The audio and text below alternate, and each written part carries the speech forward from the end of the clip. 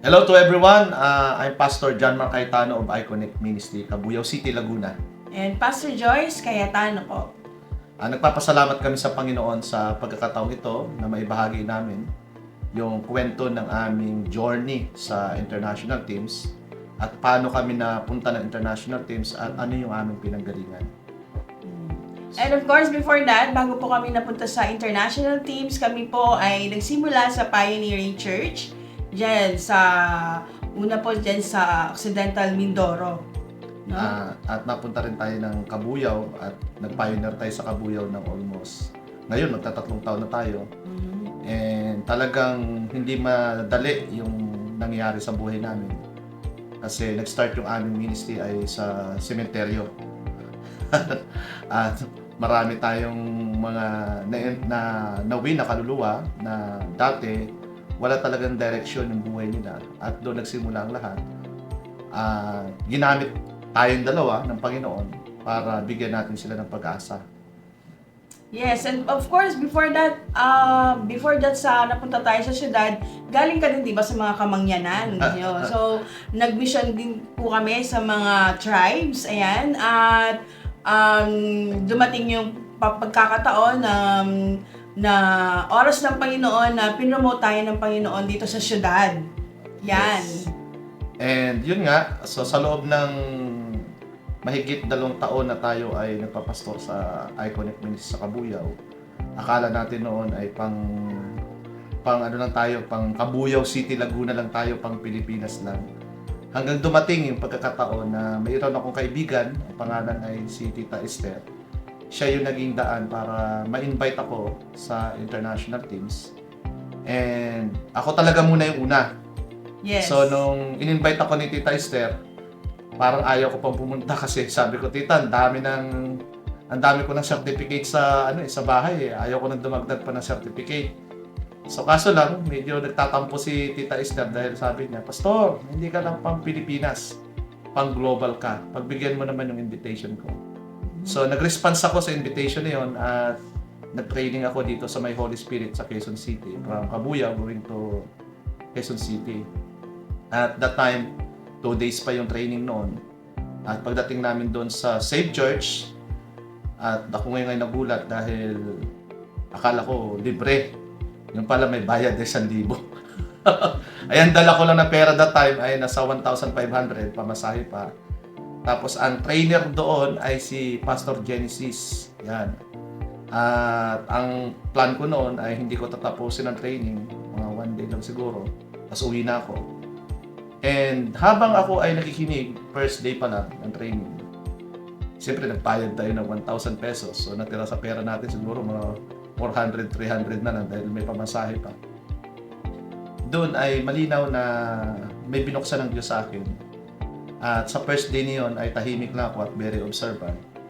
Pero doon ko narinig yung tinig na nagsabi sa akin na if you go to global mission, I will extend your life. So bakit extend your life? Ano ba nangyari sa akin noon, Pastor Joyce? Siya po ay nagkaroon ng heart failure. Meron po siyang sakit sa puso. And that time ay talagang parang nasa bingit na siya ng kamatayan. Nagpapaalam na siya sa amin, sa kanyang mga anak at sa akin. Kumbaga, tinatagubilin niya yung mga, naghahabilin siya sa mga anak niya, no?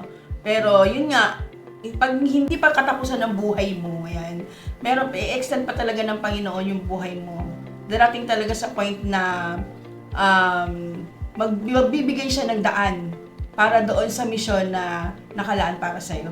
Yan, tapos tuloy ko tapos yun nga, after the first day, malinaw yun na hindi ko alam habang nagtuturo si Pastor Genesis noon ay tumutulo yung luha ko. Hindi ko alam kung bakit.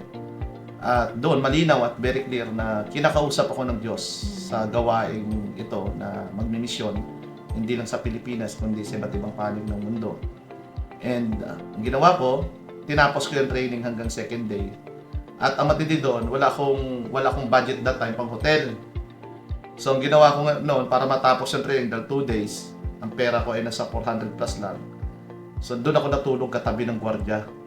So pagdating ng umaga, tinapos ko ang training. At yun nga,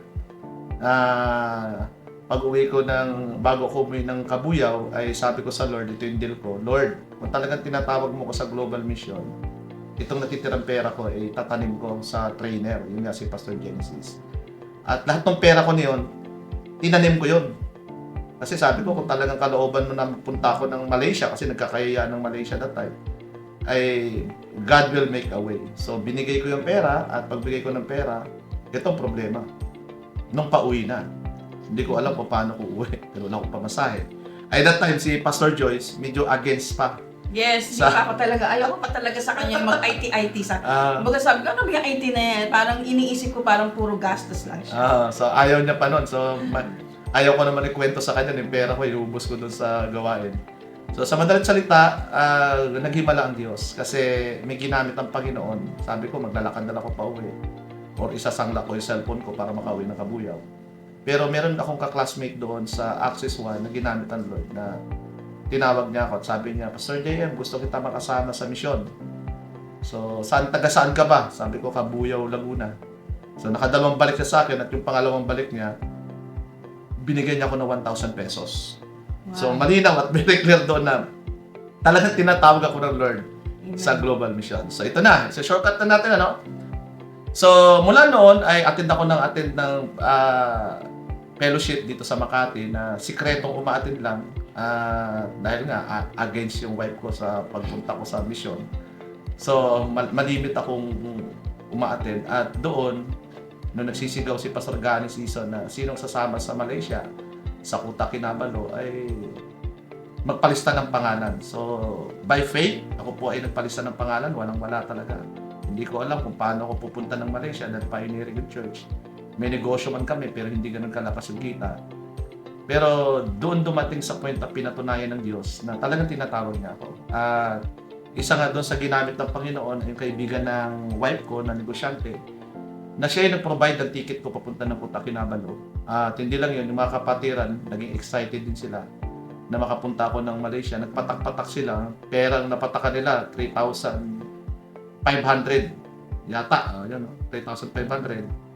Pero nung pagpunta ko ng airport, may bayad pa pala ng travel tax na 1,620, so nabawasan pa yung 3,500. At doon ay nakalusot tayo papunta ng Malaysia hanggang nakapag-train tayo ng Access 2. At doon na nagsimula yung mga himala ng Diyos sa buhay ko, sa buhay ng pamilya, hanggang natapos yung Access 2, nakauwi ng Pilipinas, ibang-iba na, at doon pa lang sa Malaysia, marami ng pinatunayan ng Diyos sa akin.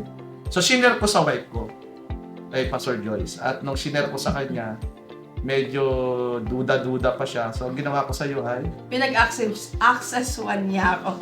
Pinag-access-one niya ako sa San Pablo City. Yan. So, nang time na yon hindi ko pa talaga siya mag-gets. Hindi ko siya maintindihan anong meron. Tapos, basta wala akong naintindihan nung time na yon. Actually, 2 beses po ako nag-access-one. Isang face-to-face and isang webinar. So, sa webinar ko po talaga naunawaan kung ano po yung International Teams Philippines, kung ano meron sa kanya. At doon na nagsimula yung journey ko sa International Teams at nag-access to ako sa Baguio. Ayan, after pandemic yun. Yan. Kaya Baguio lang. Yes. Tapos sunod doon, napunta na tayo ng Singapore at saka ng Malaysia. Yes. So, nagkasama tayong dalawa doon. Yun yung first flight, international flight ko, Singapore and Malaysia. Yun. So, dati hindi ko alam kung paano ko makakasakay ng eroplano. Pero walang imposible sa Panginoon, no? So, ginamit talaga ang IT or international teams para kami makapunta sa ibang bansa. Hindi po, kasama na po yung mga pasyal doon, pero ang the main purpose po doon ay yung cross-cultural mission po natin bilang mga Pilipino, So, doon nagsimula po yung aming missionary journey. At doon sa Malaysia, Singapore, ginamit tayo ng Lord doon sa mga Pilipino, mga OFW. Yes. Na pagdating namin ng Malaysia ay naranasan namin yung mga himala ng Panginoon. Na meron kami na-sharean doon ng mga OFW na ginamit ng Lord. May provide din yung mga pangangailangan natin. At mula noon, tuloy-tuloy na yung lipad natin. So, sunod na lipad naman natin ay napunta tayo ng Taiwan. Yan. At doon sa Taiwan, ginamit na rin tayo na maging part ng Access 2 at maging ako, naging Global Mission Center na rin ako. dito sa Pilipinas, Global Mission Center Cabuyao. At doon niyakap ko na talaga yung yung misyon. At hindi lang 'yon, pinatunayan ng Diyos sa akin na totoo yung kanyang pangako na if you go to Global Mission, I will extend your life. Kasi mula noon, yung karamdaman natin gumaling, pati ikaw. Yes. Gumaling din yung karamdaman mo. Yes, actually, pag nasa mission ako talagang may nararamdaman ako sa katawan ko. Pero hindi yun nagiging hadlang para sa akin, para hindi mangyari yung purpose ng Panginoon sa akin. Na kahit nagpapaawit ako, mataas ang BP ko, pero hindi ko yun ini-entertain. Kundi nakikita ko yung purpose ng Panginoon sa buhay ko. And maraming himala ang Diyos sa amin, kahit sa mga accommodations, minsan hindi na kami nagbabayad kasi may ginagamit ang Panginoon para ma-sustain yung mga needs namin. At nakapagbukas din tayo ng gawain sa New Zealand. So nagkaroon kami ng church sa New Zealand, Iconic Charitable Trust sa New Zealand. Yan ay bunga ng global mission natin, At hindi lang 'yon, marami pang bansa ang nabuksan. May doon na tayo sa Dubai at ganoon din sa Alberta, Canada. Nakapagbukas tayo sa mga OFW. At doon, tuloy-tuloy na nabago yung aming ministry, pati yung church namin, talagang na-promote din from cementerio to fully air-conditioned church. Yes. At sa challenge ko lang po sa bawat isa na gustong pasukin yung pagmimisyon, wag po natin tingnan yung kung gaano kalaki yung laman ng pera natin o gaano kaliit yung laman ng wallet natin. Tingnan po natin yung magagawa ng Diyos sa buhay natin. Diba nga sabi nga sa awit, meron talaga miracle. Merong ginagawa ang Panginoon para ma-sustain yung mga needs natin pag nasa mission tayo.